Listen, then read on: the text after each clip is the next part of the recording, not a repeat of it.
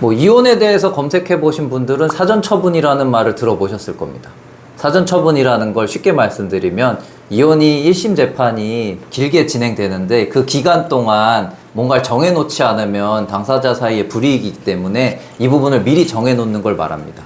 그러니까 예를 들면 양육비를 얼마로 정할지 정해놓고 그러면 그 기간 동안 아이는 누가 키울지 양육권에 대해 정해놓고 하는 부분들이 있겠죠. 그럼 이 사전처분이라는 게 어떤 식으로 결정이 되는지 구조가 궁금하실 텐데요. 이 부분은 판사님이 직권으로 하시는 경우도 있고 당사자가 신청해서 판단을 받는 경우가 있습니다.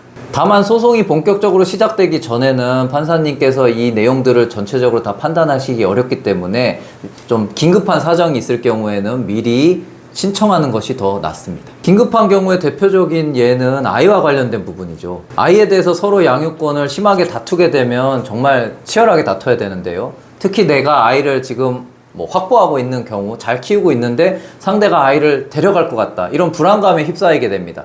그래서 소송이 1년이 진행될 수도 있는데 이 기간 동안 내가 아이의 양육자라는 걸 정해달라 라는 부분이 있을 수 있고요. 그리고 특히 전업주부 같은 분들의 경우는 아이는 내가 키우고 싶지만 양육비가 없는 경우가 있죠. 남편으로부터 생활비를 받아서 생활을 했었는데 이제 이혼한다는 상황이 되니까 생활비를 딱 끊는 경우들이 있습니다. 그러면 아이 양육하는 부분이 되게 난감해지게 되기 때문에 이럴 때 이 소송이 진행되는 동안 나에게 얼마의 양육비를 지급해 달라라는 사전처분을 신청하게 됩니다. 그리고 아이와 관련해서 이런 경우도 있어요.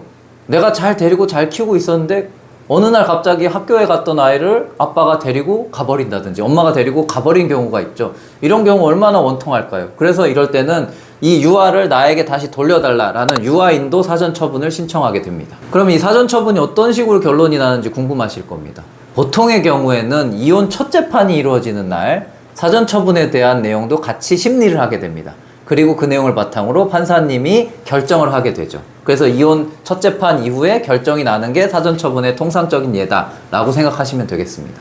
그런데 좀 전에 말씀드린 것처럼 한쪽 배우자가 갑자기 아이를 뺏어간다든지 아이에 대한 아동학대 같은 일이 발생해서 긴급하게 판단해야 될 경우는 판사님께서 따로 일정을 미리 정해서 이 부분부터 심리해서 결정하는 경우도 있습니다. 임시 양육자를 정하는 사전처분은 매우 중요합니다. 왜냐하면 소송이 진행되는 기간 동안 한 1년이 넘을 수도 있는데요. 이 기간 동안 임시 양육자로 지정됐다는 것은 최종적으로도 이 사람이 양육자로 지정될 수 있다는 걸 의미하기 때문입니다. 그래서 사전처분을 통해서 양육권을 확보하는 게 어떻게 보면 양육권을 다투는 입장에서는 가장 중요한 일 중에 하나라고 보겠습니다.